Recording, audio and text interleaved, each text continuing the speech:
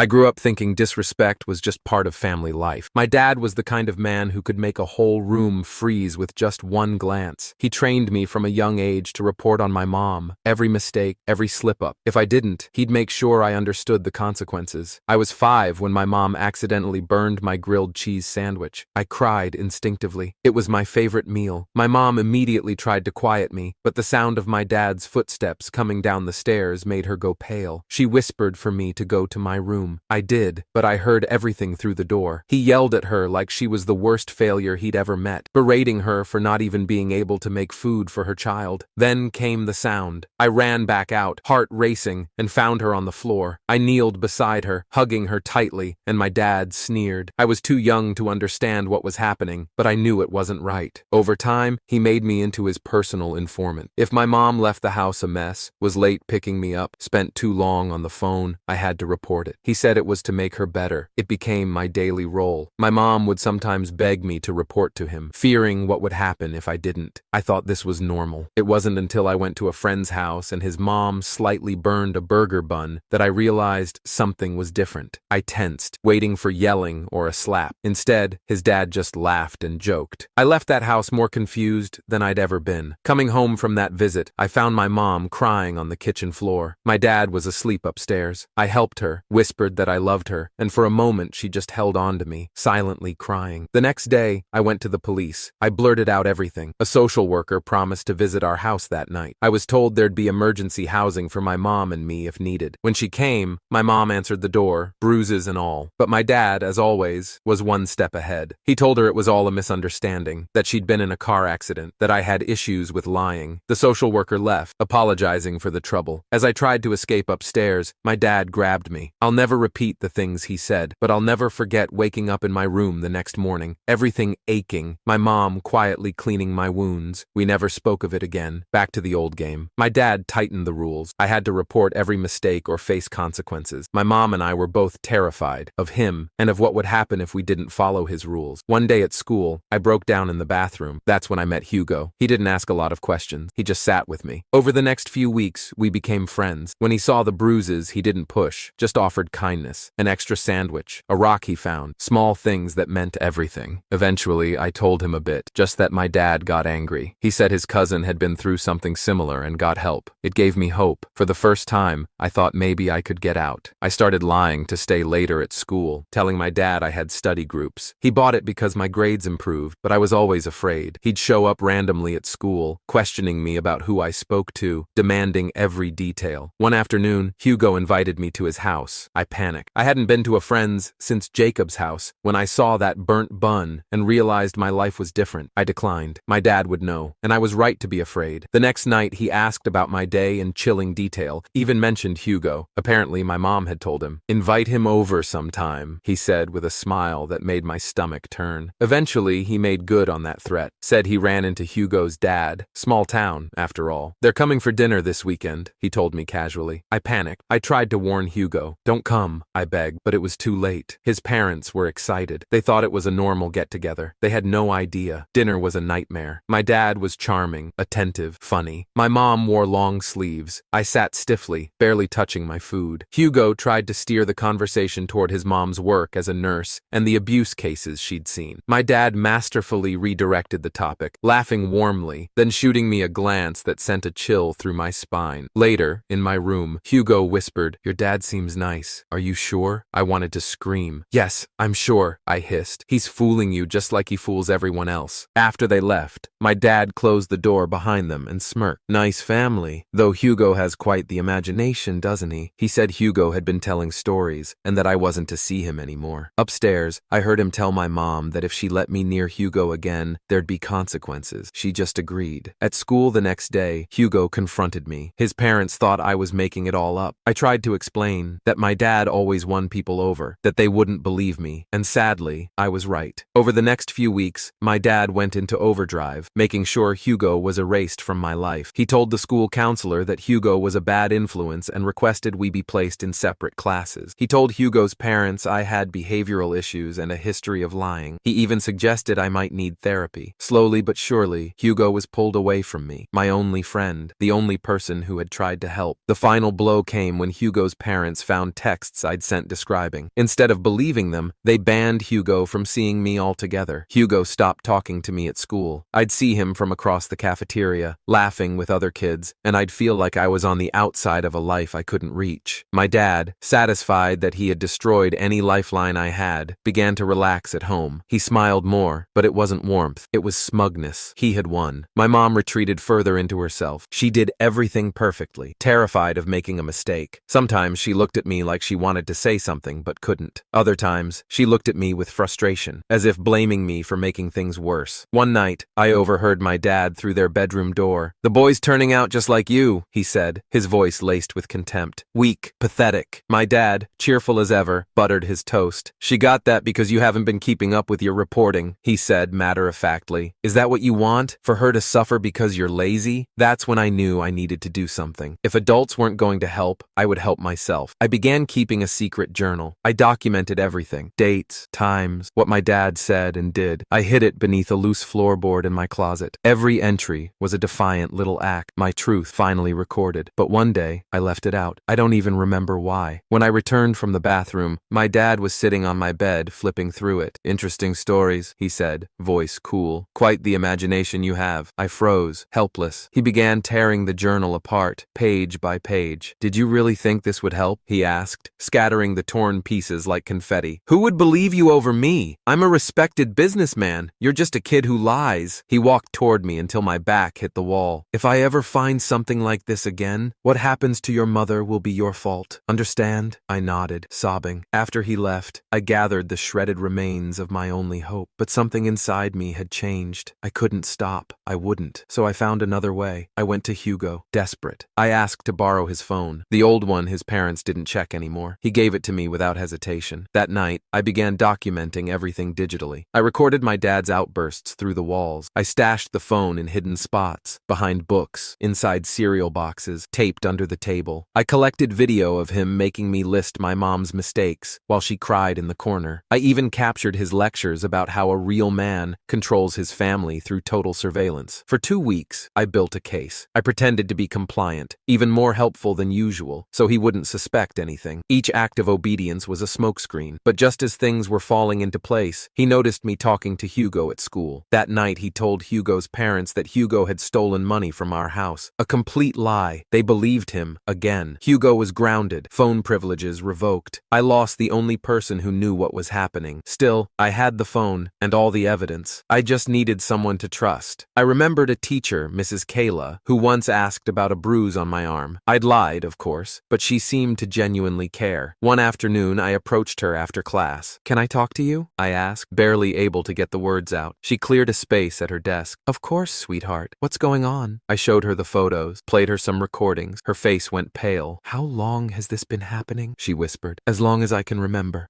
She promised to help, for real this time. As a mandated reporter, she had to notify authorities, but she would do it differently. She'd contact the social worker again, involve the police, and make sure no one could be manipulated this time. That week was unbearable. I acted normal, smiled, reported. I played the perfect son while counting down the hours. Then, Friday came. After school, Mrs. Kayla whispered, "It's happening tonight, 7 p.m. I nodded, heart racing. That evening, I nearly broke under the tension. My dad was in a good mood. That made it worse. He whistled in the kitchen while making a sandwich. At 6:30, my dad got a call from work, some problem he needed to deal with. By some miracle, he left the house, saying he'd be back in an hour. I ran to my mom. "They're coming. The social worker, a police officer. Tonight." Her face went white. No, you know what happened last time. It's different this time," I said. "I have proof." At exactly 7 o'clock, the doorbell rang.